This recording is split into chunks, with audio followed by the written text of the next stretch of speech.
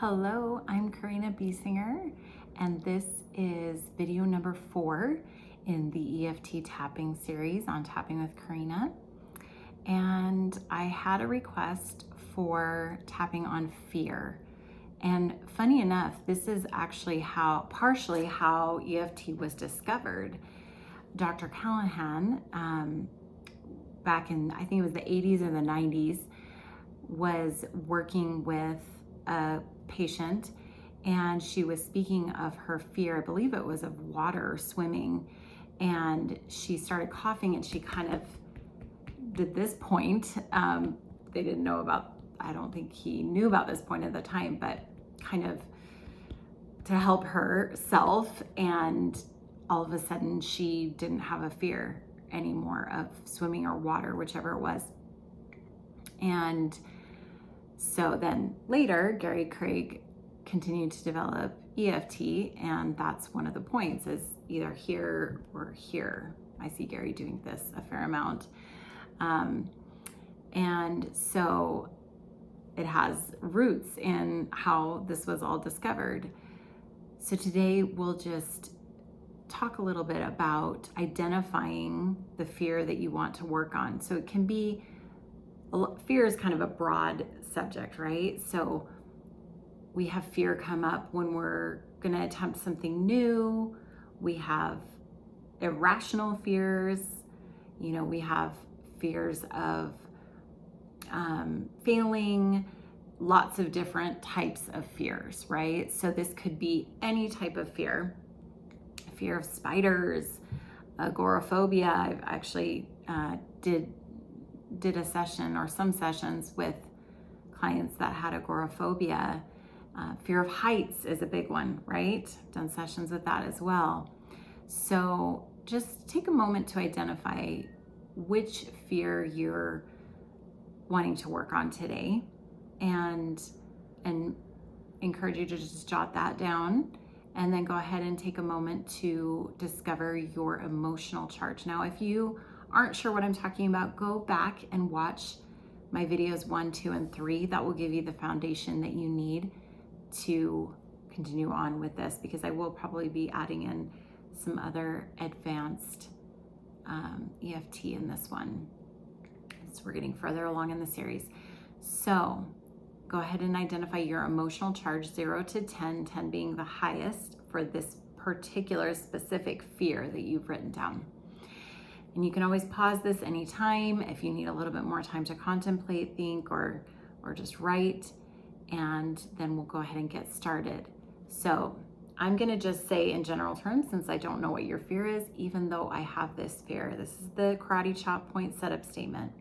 I deeply and completely love myself, accept myself, and forgive myself. And as we're tapping, you may find that you're getting more in tune with the fear. Maybe your heart rate's going up, this fear. So we just did the top of the head and now the beginning point of the eyebrows, this fear. And you may notice that you're getting more in tune with that fear and maybe feeling a little bit of panic. It's okay, you're safe, this fear. And that was the end point of the eyebrows, and now under the eyes, this fear. Deep breath. And under the nose, this fear. And if you have more specifics coming to you, oh my gosh, I remember, now we're on the chin. Now I remember when this spider crawled on me when I was 12 and it bit me and it scared me so much. Things like that. We're gonna go under the collarbone here. Things like that will be helpful for you to pull out of your subconscious and talk about and think about and tune into. And we're now under the arm, about on the bra strap or a few inches below the armpit, back to the karate chop point. And something I like to say when maybe my number has gone down to like a 3, I still have this fear, or I still have some fear around, insert more specifics, but I deeply and completely love myself, accept myself, and forgive myself. This is the karate chop point, back to the top of the head. I like to just say the points in case you're closing your eyes and tuning in. So we're at the top of the head, this fear. Oh my gosh, I remember this. That was so scary. I feel a lot of fear. Beginning point of eyebrows. You can close your eyes if you want. Take a deep breath. And something I like to encourage my clients to do, we're at the end point of the eyebrows now, is lean into the fear. I'm going to just take a moment to talk for a second. So our natural inclination is to numb, escape, repress, right? Just get away from this intense emotion. The thing is that emotions are messengers. Emotions give you information. And if we don't gather that information, if we don't take that time, it's going to keep repeating patterns and keep showing up in our lives to continue to try to give us the information and try and teach us. So the most effective and really the quickest way to move through these emotions is to gather that information and to lean in. When we're feeling intense emotions like fear, we usually don't want to lean in, right? And so I like to just visualize leaning in and tell myself that I'm strong enough to handle this and I'm brave enough. And I like to ask, fear, what are you trying to tell me? What information am I missing? What do I need to learn from this fear? So I can't remember what point we were at, but let's just go to under the nose. Deep breath. This fear. Just know you're safe. Create that safety in your body. We're on the chin. Just picture you're just surrounded by this loving, warm blanket wrapped around you. And even though you're feeling this intense fear, you're safe and you're comforted. You can picture God wrapping his or her arms around you. I believe in Heavenly Mother and a Heavenly Father, Jesus, angels. I know a lot of people believe in archangels being, their guides, Mother Earth, Pachamama, right? Like just anything that brings you that comfort and that safety, and you're visualizing this. So we're gonna go down to again, I don't remember where I ended. I think it was chin, and then we're going down to under the collarbone. Deep breath here again.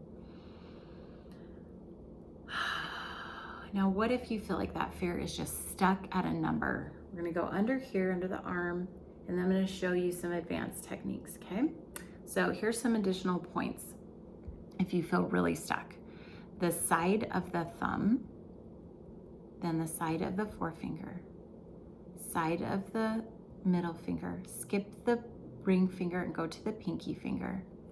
And then we're gonna go, these two bones here with the ring finger and the pinky finger, we're gonna go in between.